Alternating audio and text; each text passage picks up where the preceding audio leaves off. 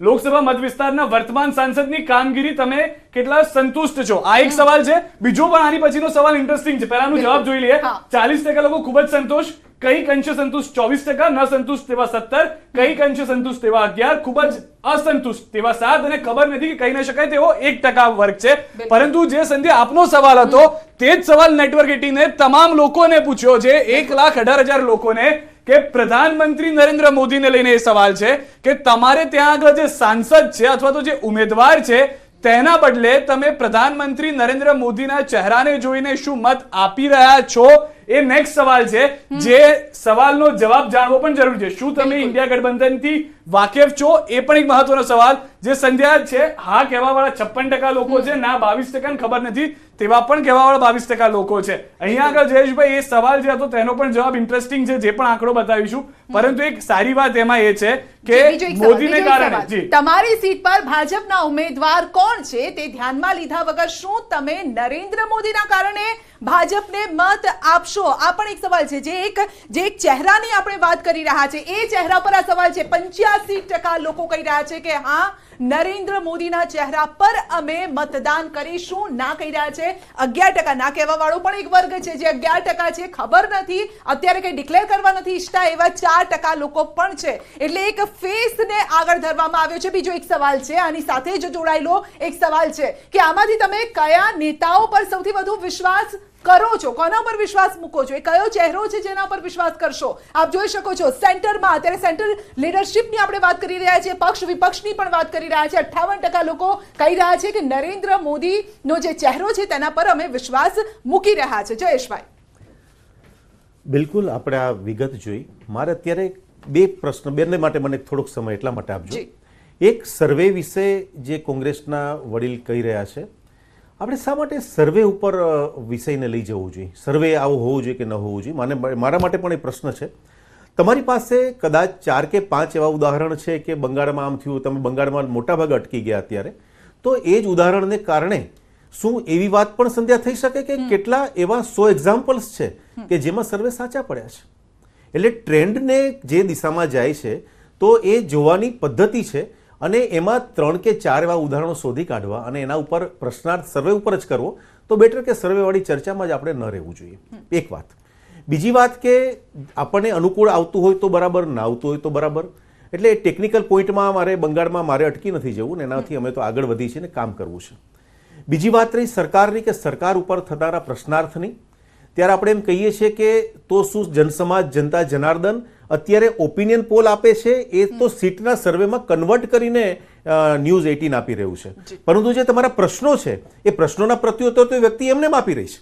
તો એ વ્યક્તિ જે પોતે પ્રશ્નના પર્ટિક્યુલર એને સંબોધિત કરીને પ્રશ્નનો જવાબ આપે છે, તેમાં પણ આપણે જોઈએ છીએ કે નરેન્દ્રભાઈની કામગીરી માટે પણ એમનું એક અનુસંધાન, એમનું એક હૃદયનું જોડાણ અને બૌદ્ધિક જોડાણ. બૌદ્ધિક શબ્દ કદાચ જે મનહરભાઈ કહેતા હતા કે બૌદ્ધિક ચર્ચા ન હોય, બૌદ્ધિક ચર્ચા એટલા માટે કે જનતા જનાર્દન એ આપણી બૌદ્ધિક છે, એ સમજે છે, અને ઇમોશન્સને પણ ઇન્ટેલિજન્સ હોય છે. જ્યારે આપણી પાસે ઇમોશન્સ હોય છે તો તેને સંબોધિત કરનાર જ્યારે યોગ્ય વ્યક્તિ તેને કામ પૂરું એને સંતોષ આપે છે તો એ બુદ્ધિ એને નોટિસ કરે છે, અને એના આધારે આ સર્વેની અંદર પ્રત્યુત્તર આપવામાં આવે છે અને એના જવાબ આપવામાં આવે છે. હવે વાત રહી ભારતીય જનતા પક્ષની ગેરંટીની આપણે ચર્ચા કરતા હોય ત્યારે જે કહ્યું છે કર્યું છે, અને બીજું કે માત્ર લોકરંજન નથી કર્યું, લોકોને માટે આવશ્યક એવા બધા પગલાં લીધા છે, અને એમાં રાષ્ટ્રએ એને એન્ડોર્સ કર્યા છે કે આ કામ ભલે ત્યારે આપણને કઠિન લાગતું હતું પણ એ કામ કર્યા છે. કોરોનાના કપરા સમયની અંદર ભારત દેશની અંદર રસી બને એ માત્ર એક સમયમાં અશક્ય કહેવાય એવી વાતો હતી. આજે ભારત દેશમાં રસી બની અને અમેરિકા જેવા દેશોએ એ રસીના પૈસા લીધા, અને આપણે જનતા જનાર્દનને વિનામૂલ્યે એમ નહીં કહું, તેરા તુચકો અર્પણ, જનતાનું હતું ને જનતાને આપ્યું છે. તો એ કામ એ ભારતે કર્યું છે. ભારતની જનતા એ બરાબર નોટિસ કરે છે. જનધન ખાતાઓ દ્વારા લોકોમાં થતા સીધા પૈસાની જમા, એના ઉપર કોંગ્રેસ હસતી હતી એક વખત, અને આજે એ જ ખેડૂતોના ખાતાની અંદર પૈસા જમા થાય છે. અને ખેડૂતોની ચર્ચા કે કેટલા કહેવાતા આંદોલનોની પાછળ કોણ છે ને કોણની મેલી મુરાદ છે સૌ જાણે છે.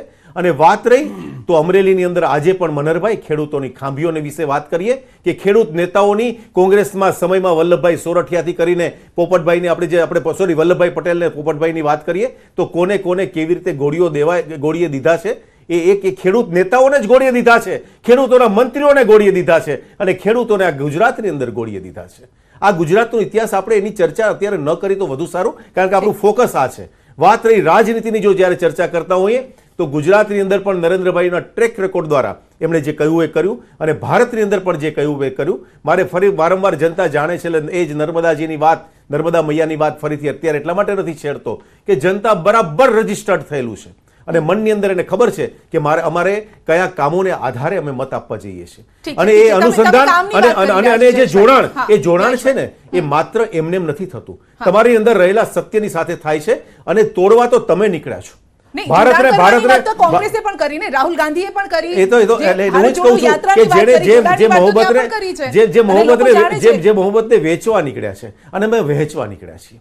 આ બંનેમાં ફેર છે. દુકાન લઈને બેઠા હતા તે દી એને દુકાન હતી ને આજે દુકાન છે. એ દુકાન શબ્દની અંદર જ બધું આવી જાય છે અને આજે એમ કરીને જાતિ જ્ઞાતિની અંદર તોડવાની વાત કરનાર કોંગ્રેસ અને એની વાતમાં નહીં આવનાર જનતા જનાર્દન, એ બે વચ્ચેનું અંતર કોંગ્રેસ જોરથી મોઢેથી બોલી ન શકે. એક ફેસને આગળ ધરવામાં આવ્યો છે. બીજો એક સવાલ છે, આની સાથે જ જોડાયેલો એક સવાલ છે કે આમાંથી તમે કયા નેતાઓ પર સૌથી વધુ વિશ્વાસ કરો છો, કોના પર વિશ્વાસ મૂકો છો, એ કયો ચહેરો છે જેના પર વિશ્વાસ કરશો? આપ જોઈ શકો છો સેન્ટરમાં અત્યારે સેન્ટર લીડરશિપની આપણે વાત કરી રહ્યા છીએ, પક્ષ વિપક્ષની પણ વાત કરી રહ્યા છીએ. 58% લોકો કહી રહ્યા છે કે નરેન્દ્ર મોદીનો જે ચહેરો છે તેના પર અમે વિશ્વાસ મૂકી રહ્યા છે. જયેશભાઈ, બિલકુલ આપણે આ વિગત જોઈ. મારે અત્યારે બે પ્રશ્ન, બંને માટે મને થોડોક સમય એટલા માટે આપજો. એક, સર્વે વિશે જે કોંગ્રેસના વડીલ કહી રહ્યા છે, આપણે શા માટે સર્વે ઉપર વિષયને લઈ જવું જોઈએ? સર્વે આવું હોવું જોઈએ કે ન હોવું જોઈએ? મારા માટે પણ એ પ્રશ્ન છે. તમારી પાસે કદાચ 4 કે 5 એવા ઉદાહરણ છે કે બંગાળમાં આમ થયું, તમે બંગાળમાં મોટાભાગે અટકી ગયા અત્યારે, તો એ જ ઉદાહરણને કારણે શું એવી વાત પણ સંધ્યા થઈ શકે કે કેટલા એવા 100 એક્ઝામ્પલ્સ છે કે જેમાં સર્વે સાચા પડ્યા છે? એટલે ટ્રેન્ડને જે દિશામાં જાય છે તો એ જોવાની પદ્ધતિ છે અને એમાં 3 કે 4 એવા ઉદાહરણો શોધી કાઢવા અને એના ઉપર પ્રશ્નાર્થ સર્વે ઉપર જ કરવો તો બેટર કે સર્વેવાળી ચર્ચામાં જ આપણે ન રહેવું જોઈએ. એક વાત. બીજી વાત કે આપણને અનુકૂળ આવતું હોય તો બરાબર, ના આવતું હોય તો બરાબર. એટલે ટેકનિકલ પોઈન્ટમાં બંગાળમાં મારે અટકી નથી જવું ને એનાથી અમે તો આગળ વધી છે ને કામ કરવું છે. બીજી વાત રહી સરકારની કે સરકાર ઉપર થનારા પ્રશ્નાર્થની, ત્યારે આપણે એમ કહીએ છીએ કે તો શું જનસમાજ, જનતા જનાર્દન અત્યારે ઓપિનિયન પોલ આપે છે એ તો સીટના સર્વેમાં કન્વર્ટ કરીને ન્યૂઝ 18 આપી રહ્યું છે, પરંતુ જે તમારા પ્રશ્નો છે એ પ્રશ્નોના પ્રત્યુત્તર તો એ વ્યક્તિ એમને આપી રહી છે. તો એ વ્યક્તિ જે પોતે પ્રશ્નના પર્ટિક્યુલર એને સંબોધિત કરીને પ્રશ્નનો જવાબ આપે છે તેમાં પણ આપણે જોઈએ છીએ કે નરેન્દ્રભાઈની કામગીરી માટે પણ એમનું એક અનુસંધાન, એમનું એક હૃદયનું જોડાણ અને બૌદ્ધિક જોડાણ. બૌદ્ધિક શબ્દ કદાચ જે મનહરભાઈ કહેતા હતા કે બૌદ્ધિક ચર્ચા ન હોય, બૌદ્ધિક ચર્ચા એટલા માટે કે જનતા જનાર્દન એ આપણી બૌદ્ધિક છે, એ સમજે છે અને ઇમોશન્સને પણ ઇન્ટેલિજન્સ હોય છે. જ્યારે આપણી પાસે ઇમોશન્સ હોય છે તો તેને સંબોધિત કરનાર જ્યારે યોગ્ય વ્યક્તિ તેને કામ પૂરું એને સંતોષ આપે છે તો એ બુદ્ધિ એને નોટિસ કરે છે અને એના આધારે આ સર્વેની અંદર પ્રત્યુત્તર આપવામાં આવે છે અને એના જવાબ આપવામાં આવે છે. હવે વાત રહી ભારતીય જનતા પક્ષની ગેરંટીની આપણે ચર્ચા કરતા હોય ત્યારે જે કહ્યું છે કર્યું છે અને બીજું કે માત્ર લોકરંજન નથી કર્યું, લોકોને માટે આવશ્યક એવા બધા પગલાં લીધા છે અને એમાં રાષ્ટ્રએ એને એન્ડોર્સ કર્યા છે કે આ કામ ભલે ત્યારે આપણને કઠિન લાગતું હતું પણ એ કામ કર્યા છે. કોરોનાના કપરા સમયની અંદર ભારત દેશની અંદર રસી બને એ માત્ર એક સમયમાં અશક્ય કહેવાય એવી વાતો હતી.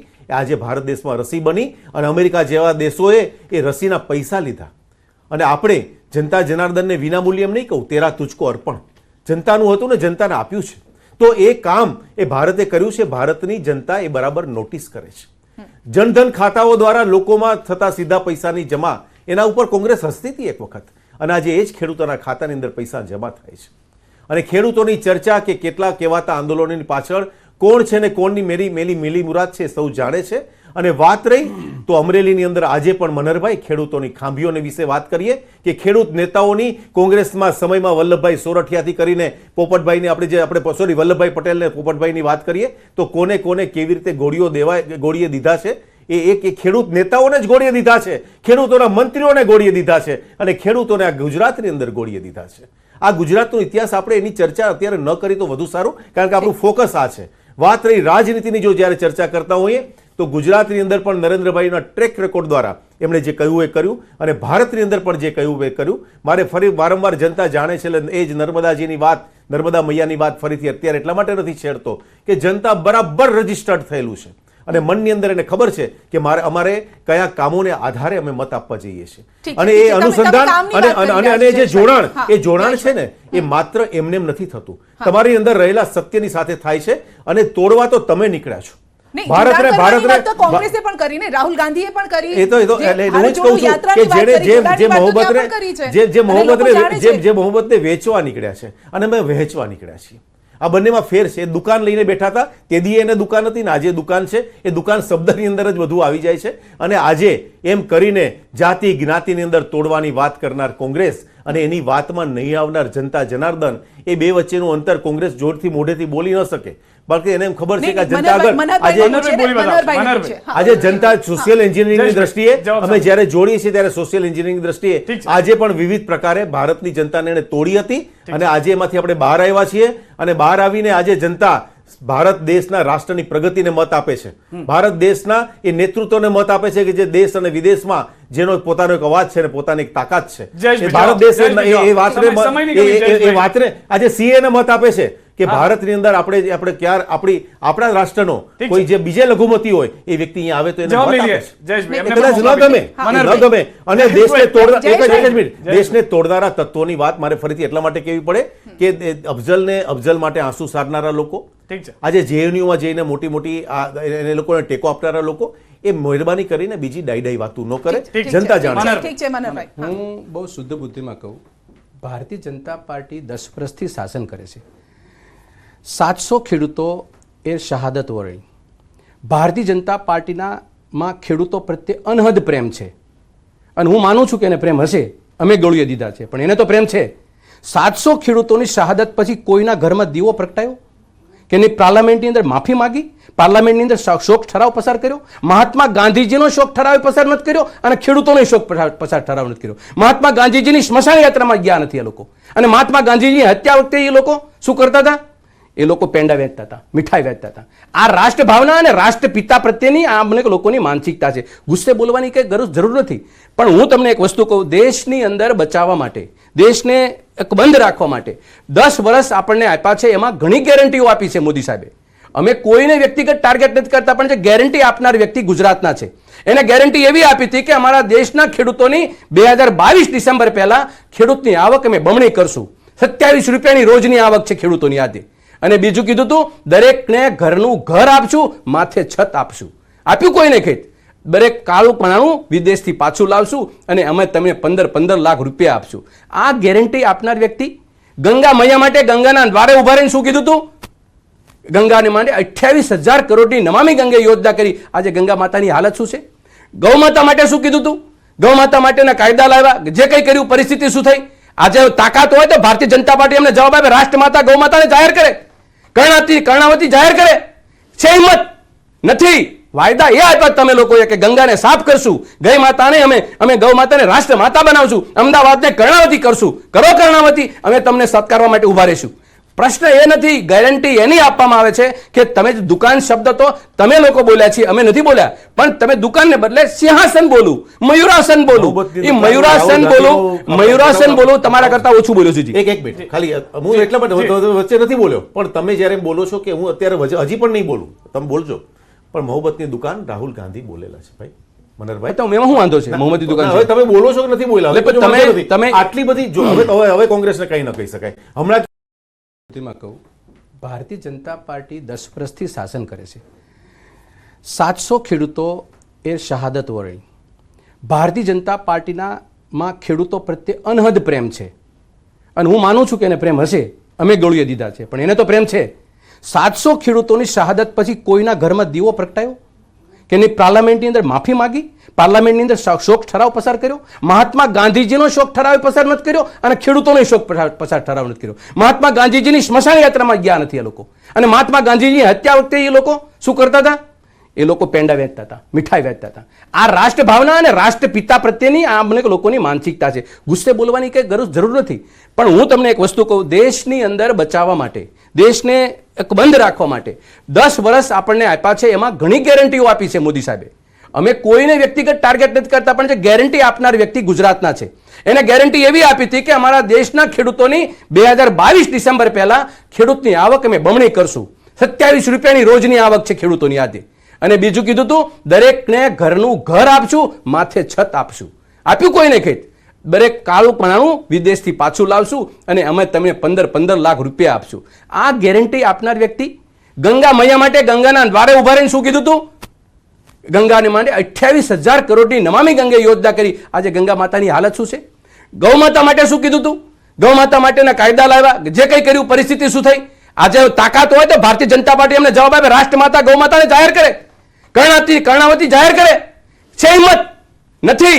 વાયદા એ આપ્યા તમે લોકોએ કે ગંગાને સાફ કરશું, ગઈ માતાને અમે ગૌ માતાને રાષ્ટ્ર માતા બનાવશું, અમદાવાદને કર્ણાવતી કરશું. કરો કર્ણાવતી, અમે તમને સત્કારવા માટે ઉભા રહીશું. પ્રશ્ન એ નથી, ગેરંટી એની આપવામાં આવે છે કે તમે દુકાન શબ્દ તો તમે લોકો બોલ્યા છે, અમે નથી બોલ્યા, પણ તમે દુકાનને બદલે સિંહાસન બોલું, મયુરાસન બોલું.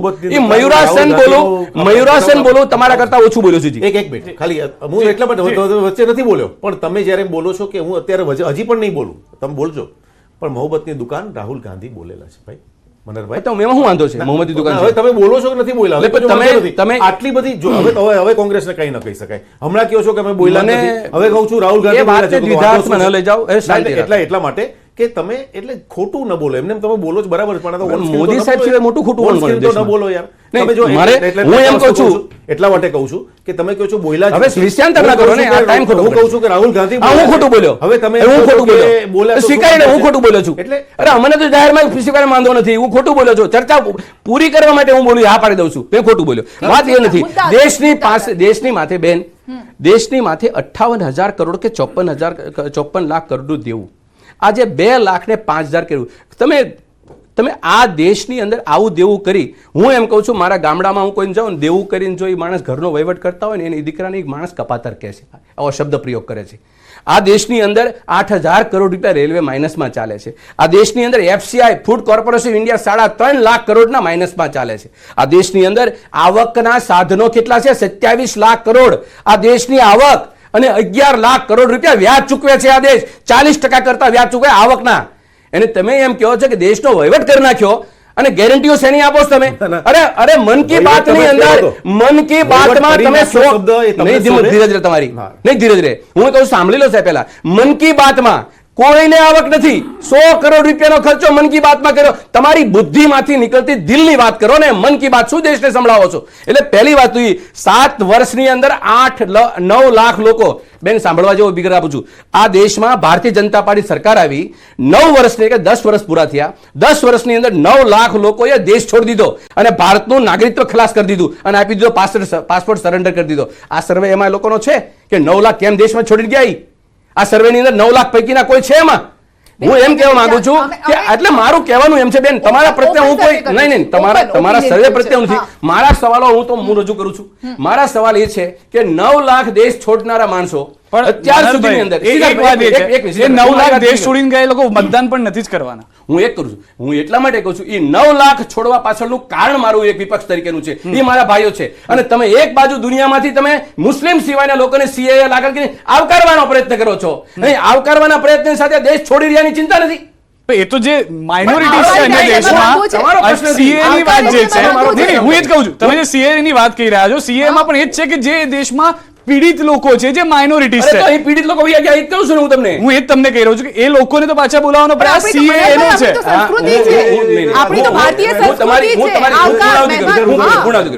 મારી શોર્ટ વાત કરું. મારો પ્રશ્ન ખાલી એટલો છે, હું દેશનો નાગરિક છું, વિપક્ષ તરીકે અમે કામ કરીએ છીએ. વિપક્ષનું કામ છે સરકારને કામ પકડવાનું અને વાસ્તવિકતા મૂકવાનું. મારા દેશમાંથી 9 લાખ લોકો, એ 9 લાખ રૂપિયા કોઈ લારી ગલ્લાવાળા નથી ગયા, ભદ્ર સમાજ ગયો છે, જે અહીંયા વેપાર કરતો હતો, જે સુખી સંપન્ન હતો, જેની પાસે વિદેશ સાથે 25% લોકો છે ને કે જે નારાજ છે. મારી વાત પૂરી કરો. 9 લાખ લોકો જ છે. મારી વાત પૂરી કરો. હું કહેવા હું માંગુ છું, મારી વાત એ છે, મારી પીડા ખાલી માત્ર એટલી છે કે જ્યારે કોઈ વિદેશમાં ભારતીય વસતા હોય, એ આપણા ભાઈઓ છે, આવે એને આવકારવા જોઈએ, હું સ્વીકારું. પણ તમે તમામ લોકોને કેમ નહીં? તમામ ધર્મના લોકોને કેમ નહીં? કેમ એમાંથી એક કોમ્યુનિટી બાદ એક ધર્મને કેમ બાદ? અને બીજું આ દેશમાંથી છોડનારા છે તમામ ધર્મના જાય, એમાં 95% લોકો હિન્દુ જાય છે. જે એનો જવાબ આપે છે, જે એટલે ભાઈ મારું આપે છે, કહેવાનું એ છે ના એમની પાસે કોઈ જવાબ ન હોય. મારું કહેવાનું એ છે સાંભળશો તો જવાબની ખબર વાસ્તવિકતા પડશે છે. ને. આ તો એવી વાત છે. સાંભળી લો, સાંભળી લો. આમાં એવું છે, હું તમને કહું, મારી વાત પૂરી કરી, એક ના, ના, સેકન્ડ ના. અચ્છા, એક ઠીક સેકન્ડ છે. પૂરી કરી. ઓકે. મારું કહેવાનું છે કે 10% લોકો જે રીતે જઈ રહ્યા છે, વિદેશ જઈ રહ્યા છે, એ લોકો માટે સરકાર પાસે કોઈ સાધન સંપન્ન વ્યવસ્થા ખરી કઈ? જે લોકો ખેડૂતો અત્યારે જે ત્યાં આગળ ખીલા જડ્યા છે એને ખીલા 2-5 દિવસમાં કાઢી નાખવાના છે. એ ખેડૂત પ્રત્યે હમદર્દી છે. અમને કીધું ને ખેડૂતના પાળિયાઓ નાતે અમે એ કહીએ છીએ 700 ખેડૂતને તમે કોના પ્રતાપે મળ્યા? નરેન્દ્રભાઈના 3 કાળા કાનૂનને કારણે મળ્યા. જો એ કાળા કાનૂન ન હોત તો એ 700 ખેડૂતો એના બાલ બચ્ચા સાથે એ ઘરમાં હોત. મારું એ પીડા અમારી છે અને એ પીડાને લઈને વાત કરીએ છીએ. અને તમારી પીડા કઈ છે? આ અંતિમ બીજું ત્રીજું અમને હેઠા બેહાડવાની વાત. તો મારું કહેવાનું છે કે વિપક્ષની અંદર જે ચર્ચા છે અને સારા સારા કાર્યક્રમ કરીએ ત્યારે કહીએ છીએ અમે તમને અને તમારા પક્ષને તમને હવને કહીએ મુબારક. છીએ મનરભાઈ કે રામલલ્લાનું મંદિર બિરાજમાન રામલલ્લાના મંદિરમાં તમારા કરતા અમારામાં રુધિરમાં રામ વસે છે એટલે તો બોલી શકીએ છીએ. રામ અમારામાં છે. રામની વાતો કરો છો. તમને ગાય દૂધ આપે છે ને અને અમને દૂધ આપે ને તમને મત આપે છે. આ તમારી વાસ્તવિકતા છે. મનરભાઈ 10 દુખે તો આટલું જોરથી ન બોલાય, હું સમજુ છું. પણ હું બીજું કહેવા માંગુ છું, હિન્દુ મુસ્લિમની જ્યારે ચર્ચા કરે છે ત્યારે મારે એ સમજવું છે કે ટ્રિપલ તલાક વખતે એ વાત શું, એ તો એ સાબાનુમાં શું કર્યું હતું રાજીવ ગાંધી? ટ્રિપલ તલાકનો કાયદો આજે મુસ્લિમ બહેનો અત્યારે હૃદયથી એક નરેન્દ્રભાઈને ભાઈ માનીને એના હૃદયમાં છે આ થઈ રહી. અને બીજું આની ઉપર તમે હસી એ માત્ર તમે હસવા સિવાય બીજી વાત તમારી પાસે શું છે? તમે જે વાત દેશની આ કરો ને, મને સરમુખ ત્યારે લાગે છે કે ભારતીય જનતા પક્ષ પાસેનો જવાબ ન હોય. જે કંઈ હોય 2000 ની નોટ 9000 કરોડ પાછા નથી આવ્યા. મનની અંદર 2000 ની નોટ 9000 કરોડ રૂપિયા બેંકમાં પાછા નથી આવ્યા. આ કોના ઘરમાં ગયા? તમે પ્રશ્નો પૂછ્યા જવાબ આપો છો.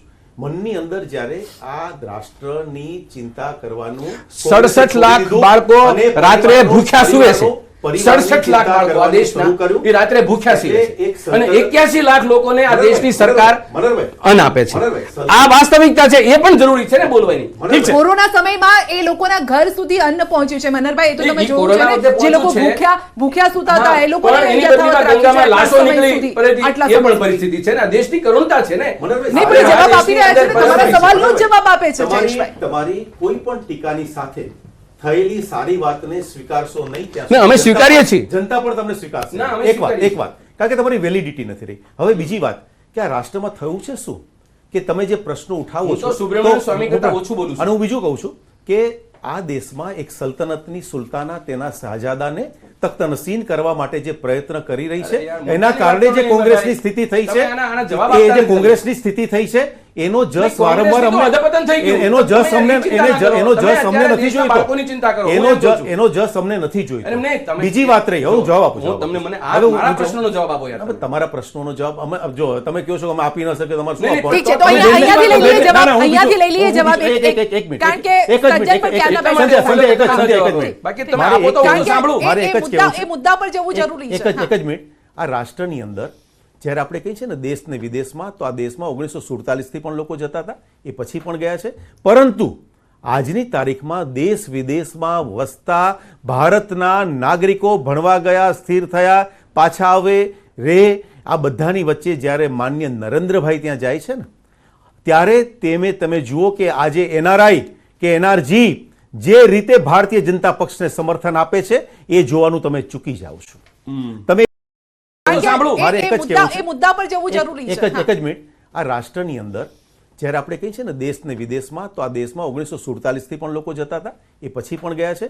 પરંતુ આજની તારીખમાં દેશ વિદેશમાં વસતા ભારતના નાગરિકો ભણવા ગયા, સ્થિર થયા, પાછા આવે રે, આ બધાની વચ્ચે જ્યારે માન્ય નરેન્દ્રભાઈ ત્યાં જાય છે ને ત્યારે તમે જુઓ કે આજે એનઆરઆઈ કે એનઆરજી જે રીતે ભારતીય જનતા પક્ષને સમર્થન આપે છે એ જોવાનું તમે ચૂકી જાઓ છો. તમે એ જોવાનું ધ્યાન રાખો છો કે રાહુલ ગાંધી પરદેશમાં જઈને દેશ વિશે ગમે તેમ એલફેલ બોલવાનું કામ કરે છે. એ પણ ભારતની જનતા જુએ છે, એ પણ ગુજરાતની જનતા જુએ છે.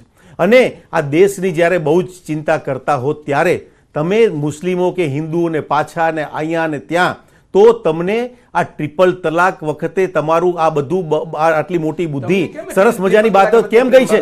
નથી મજા આવતી ટ્રિપલ તલાકની? નહીં આવે તમને ટ્રિપલ તલાકની નહીં મજા આવે ને? નથી આવતી ને? નથી આવતી ને? બીજું નર્મદા મૈયાને ગુજરાતનું નથી આવતું, એ પણ મજા નથી આવતી ને? નહીં આવે. આ જ રીતે ભારતની અંદર થયેલા 370 ની આ કલમ દૂર ચાર થઈ, જજો બહાર કેમ નીકળ્યા? 370 ની કલમ દૂર થઈ. મનહરભાઈ નથી મજા આવતી ને? બહુ મજા આવી દુખે છે ને? બહુ મજા આવી ગઈ. દુખે છે ને? ના, ના, રાહુલ ગાંધી સરસ ના મજા પાડે આવી છે. ગઈ. ના પાડે છે. ના, રાહુલ આવે ગાંધી છે, ના સર, પાડે મજા આવે છે. છે. તમે રાહુલ રાહુલ ગાંધી ગાંધી ક્યાં? તમે રાહુલ ગાંધી વિપરીત ના, કેમ ના, બોલો ના, છો વિપરીત છીએ. મનહરભાઈ? અમે વિપરીત મનહરભાઈ છીએ. કંઈક બીજો વિચાર ના, ના, નથી ને? અમે વિપરીત છીએ. પણ ઓલા મનહરભાઈ કંઈક મને બીજો વિચાર કહો, નથી થતો ને? સંસદની બહાર કાંઈ વિચાર થતો જ પેલા કહેજો. 4 જજો બહાર મારી વાત નીકળ્યા. સાંભળો, 4 અર્જુનભાઈ- જજો જનતાના દરબારમાં બહાર નીકળ્યા. અર્જુનભાઈ એ જાગી શું કામ બહાર ગયા, નીકળ્યા હતા? અર્જુનભાઈ જાગી ગયા, બધા જાગી ગયા છે. કંઈક બીજો વિચાર તો કહેજો કે તમે કહો છો કે રાહુલથી તમે વિપરીત છો, એટલે મને આ સાંભળીને ખરેખર હૃદયથી આનંદ મુદ્દાની થયો. વાત લો. આજની મુદ્દા આજના ઉપર, breaking મુદ્દા news, ઉપર. આજના આજ રાજેશભાઈ કહેવાય, પૂછે. આજના આજને આ ઠીક છે, breaking ઠીક છે. news કહેવાય. જયેશભાઈ, ટીકા કરવા સિવાય જયેશભાઈ, મુદ્દો આપણે નથી. ચહેરાઓની વાત કરી, મુદ્દાઓની વાત કરી. ચહેરો મહત્વનો છે કે નહીં? કારણ કે એક સવાલ અહીંયા એ પણ હતો કે સાંસદનો ચહેરો જોઈને આપશો કે નરેન્દ્ર મોદીનો ચહેરો જોઈને? કારણ કે મોદીની ગેરંટી કામ કરી રહી છે તેવું જનતા, જે આંકડા છે એ આંકડામાં જનતા બોલી રહી છે. હું તમને દિલ્હીના ઉદાહરણથી સમજાવી દઉં કે વોટિંગ જે પેટર્ન્સ છે ને એને તમારે સમજવી પડે. દિલ્હીમાં ગઈ વખતે આમ આદમી પાર્ટી, કોંગ્રેસ, ભારતીય જનતા પાર્ટી 3 અલગ ચૂંટણી લડ્યા હતા. એના થોડાક જ સમય પહેલા આમ આદમી પાર્ટીએ કોંગ્રેસ અને ભારતીય જનતા પાર્ટી બંનેને હરાઈને વિધાનસભા જીતી હતી. એ જ આમ આદમી પાર્ટીના લોકસભાની ચૂંટણીની અંદર 18.3% મત ઘટી ગયા અને કોંગ્રેસના જે છે 8% વોટ વધ્યા. ભારતીય જનતા પાર્ટીના જે વિધાનસભાના સંદર્ભે તમે જુઓ તો 9% વોટ વધ્યા. એનો મતલબ એ થયો કે વિધાનસભામાં રાજકીય મુદ્દા, રાજકીય જે સ્થિતિ છે એના ઉપર વોટ કરવાની પેટર્ન અને રાષ્ટ્રીય ચૂંટણીમાં વોટ કરવાની પેટર્ન જુદી છે. સેમ વસ્તુ મધ્યપ્રદેશ, રાજસ્થાનમાં પણ થઈ હતું. કોંગ્રેસની સરકાર હતી અને એના પછી તરત જ જે રિઝલ્ટ આવ્યું એ રિઝલ્ટની અંદર ભારતીય જનતા પાર્ટી છે લગભગ બધી તમામ સીટો ત્યાં આગળ જીતી ગઈ.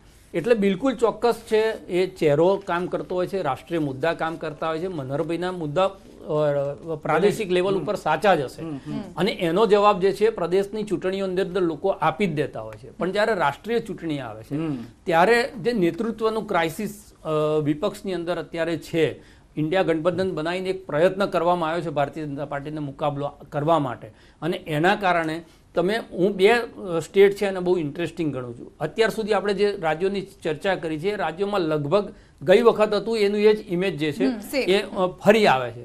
મને ઇન્ટરેસ્ટ બિહાર અને મહારાષ્ટ્રની અંદર એટલા માટે છે કે એનો જે ડેટા છે આપણી પાસે આગળનો નથી.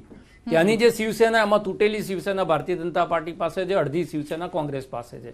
એનસીપી માંથી અડધી તૂટેલી એનસીપી જે છે ભારતીય જનતા પાર્ટી પાસે છે, અડધી એનસીપી છે એ કોંગ્રેસ પાસે છે. એના પછી કોઈ મોટી ચૂંટણી મહારાષ્ટ્રની અંદર થઈ નથી. એટલે આ છૂટા પડેલા દળ છે શું પરફોર્મન્સ કરે છે એમના ઘટક દળોની સાથે, એમાં ઉદ્ધવની શિવસેના હોય કે પવારની એનસીપી હોય, આ બાજુ શિંદેની શિવસેના હોય કે અજીત પવારની એનસીપી હોય, એના ઉપર જે છે એ ચૂંટણીના પરિણામો નક્કી થયા. બીજી વસ્તુ છે નીતિશ કુમારની બાબતમાં એમણે કીધું કે જ્યારે નેતૃત્વને જોવામાં આવે ત્યારે એક નેતૃત્વ એવું પણ છે કે જે સતત ક્રેડિબિલિટીનો સામનો કરી રહી છે અને જેણે દર 2 વર્ષે પોતાના નિર્ણયો બદલ્યા છે ને એના કારણે ખુદ એનો પક્ષ છે એ બિહારની અંદર નાનો થઈ રહ્યો છે. ગઈ વખતે તમે બિહારની ચૂંટણીમાં જુઓ તો નીતિશ કુમારની જે 17 સીટો હતી એની અંદર એનો વોટ પર્સન્ટેજ 4.56% વધ્યો હતો. ભારતીય જનતા પાર્ટીનો વોટ પર્સન્ટેજ ત્યાં નહોતો વધ્યો અને 15% વોટ આરજેડી લઈ ગયા પછી એની પાસે 0 સીટ હતી. એટલે હવે એ કઈ રીતે પરફોર્મ કરે છે એ પણ આપણે જોવાનું રહેશે. એટલે સવાલ એ છે જે તમે સવાલો કર્યા છે કે નરેન્દ્ર મોદીને લઈ સવાલ કર્યા, એનો જવાબ લઈ એ બિલકુલ પેટર્ન કામ કરતી હોય